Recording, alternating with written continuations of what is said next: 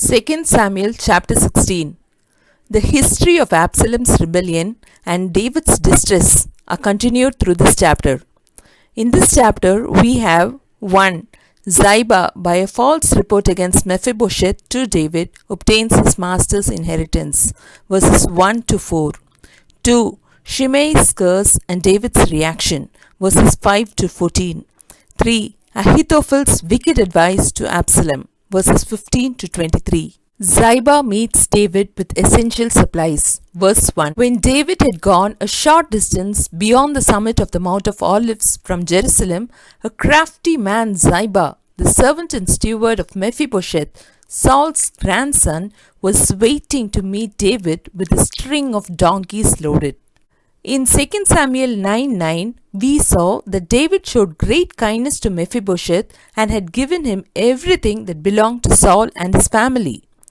So this servant of Mephibosheth, Ziba, should have ridden Mephibosheth's donkey and brought Mephibosheth's gifts. The donkeys were loaded with 200 loaves of bread, 100 cakes of raisins, 100 cakes of figs, and a skin of wine. However, the crafty Ziba left his crippled master in Jerusalem and probably would have come without Mephibosheth's knowledge. There is much of God's providence in this visit of Ziba. David's few friends who were fleeing from Jerusalem would need the common necessaries of life.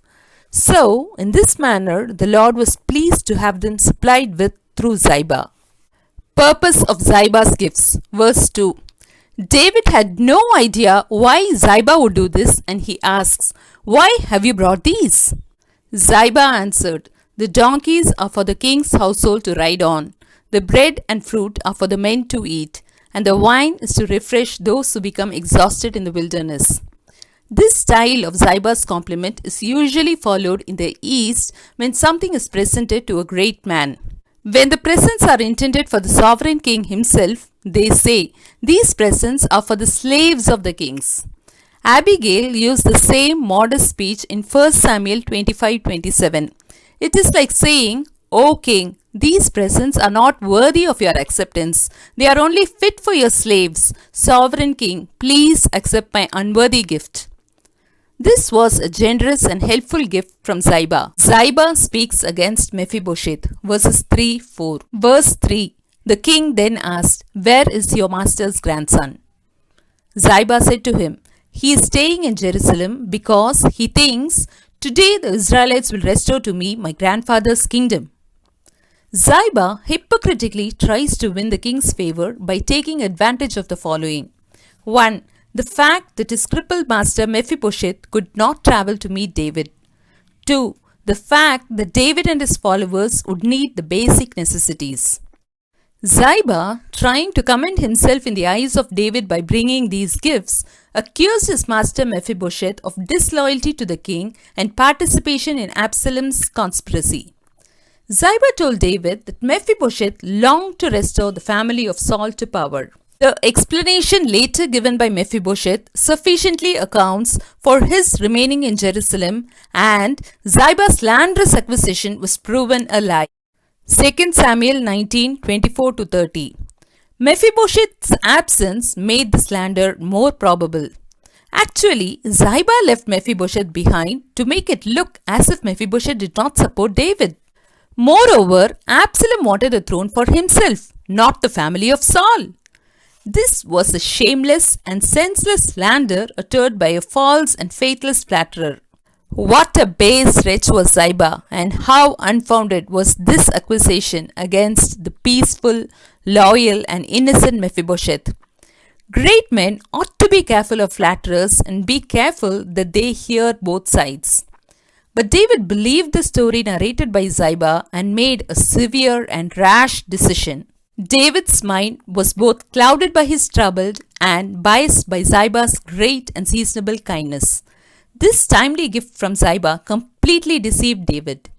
Mephibosheth, a helpless cripple of the house of Saul, could hardly have hoped that Absalom's rebellion would bring the throne to him. But David was hasty in his decision.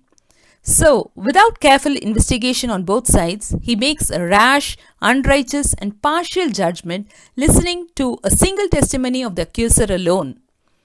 Therefore, he rewarded Ziba's loyalty and punished Mephibosheth's reported disloyalty. An ultimate success to Ziba's plan. Ziba, by false suggestions, claims his master's inheritance. We will see in 2 Samuel 19:24 to 30 that the truth about Ziba's lies would eventually surface when David heard Mephibosheth's account of what happened.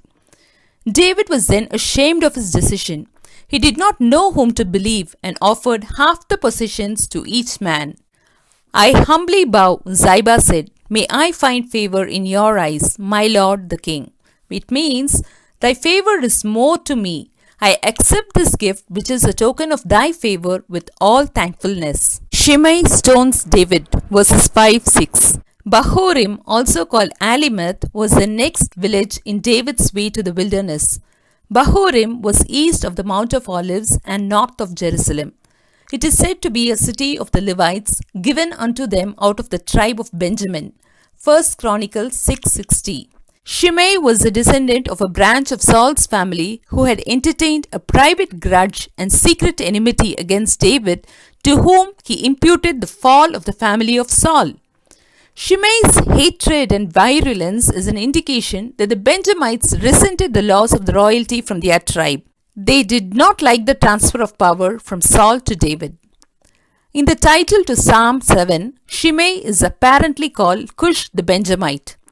This man was so dedicated to the house of Saul that he seemed not to care that he might lose his life.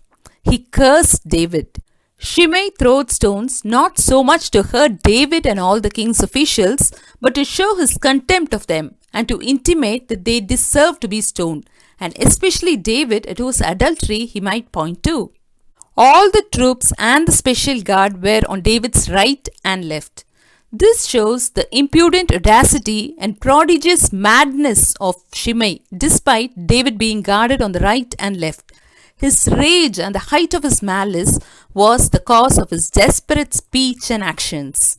Shimei's curses, verses 7 and 8. Verse 7. As he cursed, Shimei said, get out, you murderer, you scoundrel. Get out. The repeating of these words not only denotes his vehement desire to have him gone, but the haste he should make to get out. By murderer, Shimei refers to David's murder of Uriah, and by calling David a scoundrel, he refers to David's adultery with Bathsheba. In verse 8, we see that Shimei thinks that David was the reason of bloodshed in the household of Saul. He thought that David had stirred up the Philistines to the battle of Gilboa, which resulted in the deaths of Saul and his sons. He also thought that David had a hand secretly in the deaths of Ishbosheth and Abner, and it was a treacherous murder. All these were actually false insinuations. Shimei may also refer to David's execution of Saul's 7 sons, 2 Samuel 21, 1-9, by delivering into the hands of the Gibeonites to be hung. In all probability, this incident had taken place before this time as a judicial murder.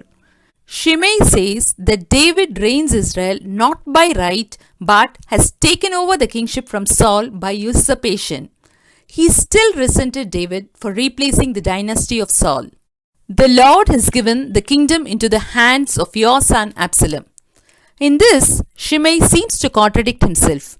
For if David had got the kingdom by usurpation, it would rather have been delivered by the Lord into the hand of one of Saul's family, not of David's. David, however, had nothing to do with the death of Saul's household. Shimei said that the Lord was punishing David.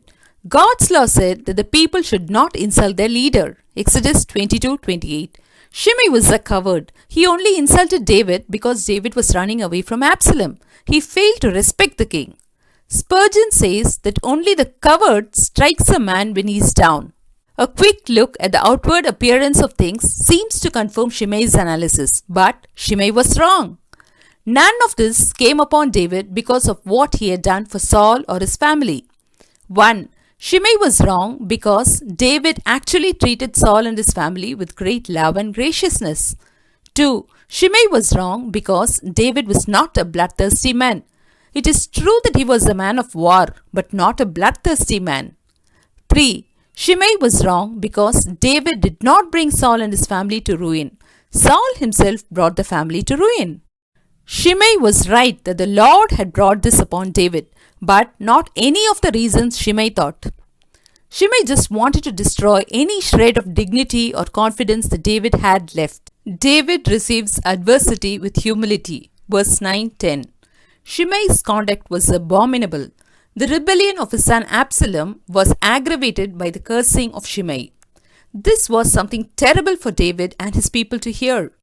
Abishai's indignation was natural. He did not like this man insulting David in this manner. Abishai says, "Why should this dead dog curse my lord the king?" A dog, he calls him, because of Shimei's vileness and baseness, and because of his impudence, and on account of his reproachful and abusive language, aptly signified by the snarling and barking of a dog. A dead dog is a useless, detestable, and abominable thing. Abishai offers to go over and kill Shimei, who is as a dead dog. He asks David if he can go from the plain road where they were, cross the brook, possibly a small stream of water, 2 Samuel 17:20, and go over to the hill on which Shimei was and strike off his head with his sword. Verse 10. But the king said, "What does this have to do with you, you sons of Zeruiah?" If he is cursing because the Lord said to him, "Curse David," who can ask, "Why do you do this?" There are three impressive characters of David here. 1. The patience and restraint of David on this occasion was amazingly different than his violent reaction to the slanderous words of Nabal. 1 Samuel 25:2. On that occasion, he was eager to kill the man until placated by the wisdom of Abigail. 2. In 2 Samuel 3:39, David said, "Though I am the anointed king, I am weak, and these sons of Zeruiah are too strong for me." The remarkable thing now is that David acted more independently of the sons of Zeruiah in this season of great distress than he could in the days of his prosperity and power. 3. David bore Shimei's curses much better than Ziba's flatteries. He was ready to pass a right judgment on himself. David's response to Abishai, verses 11-12. David says that if Absalom, who is of his same family and tribe, would want to kill him, how much more may this Benjamite do it? David knew that his real problem was Absalom, not Shimei, and he does not lose this perspective. David tells Abishai and all his officials to do nothing to restrain Shimei's words and actions. David was guiltless of the crime of which Shimei accused him, but his conscience reminded him of his other flagrant iniquities, and David therefore regarded the cursing of this man as a chastisement from the Lord. David is in a sense saying, "Shall I fight against God?" David humbly accepts Shimei's wicked cursing as God's judgment and leaves matters unto the Lord. In verse 12, David knew his sins deserved such treatment, yet he expresses the hope that God will mercifully look upon his sin of which he has repented and for which he is now bearing punishment. Shimei and David part, verses 13-14. David's patience inflamed Shimei's insolence all the more.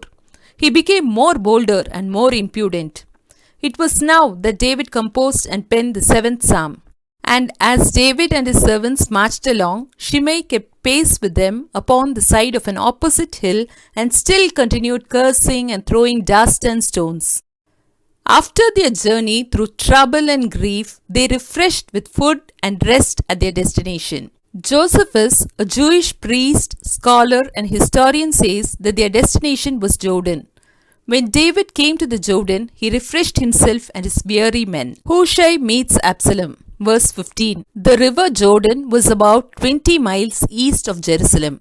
With King David out of the city and fleeing towards the Jordan River, Absalom found it easy to occupy Jerusalem. The scene has changed to Jerusalem here. Ahithophel, who was Bathsheba's grandfather, was with Absalom, counseling him.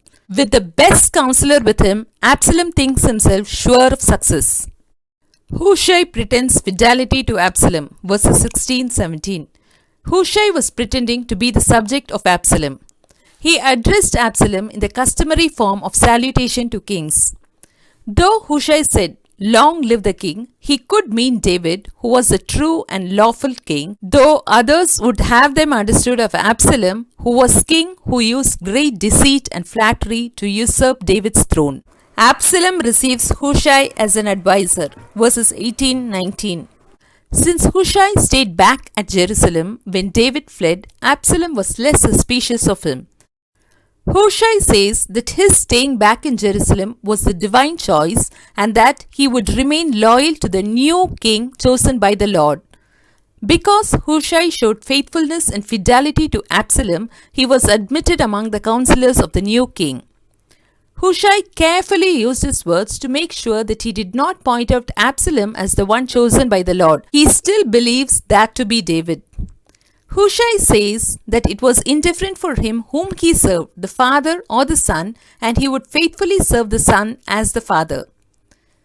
David had Hushai back to Absalom to both spy on Absalom and to give him bad advice. As a true spy, he hid his true intentions and lied to Absalom, concealing his motives. Absalom follows Ahithophel's advice. Verses 20-21.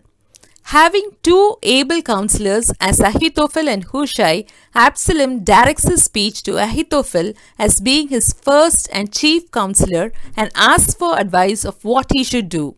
Absalom wholly confided in Ahithophel's privy counsel. David had prayed that Ahithophel would give bad advice though. Verse 21. Ahithophel answered, "Sleep with your father's concubines, who he left to take care of the palace."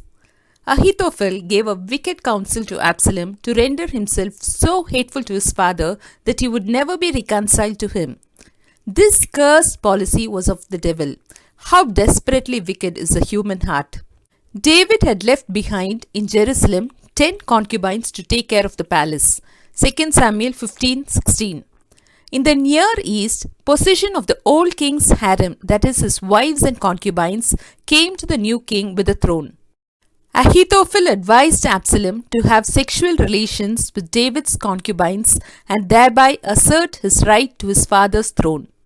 Absalom thinks that the people will proclaim him king when he does this terrible thing, the most scandalous event on the tent pitched in the most public place. This disgraceful incident also shows that God kept his promise to David.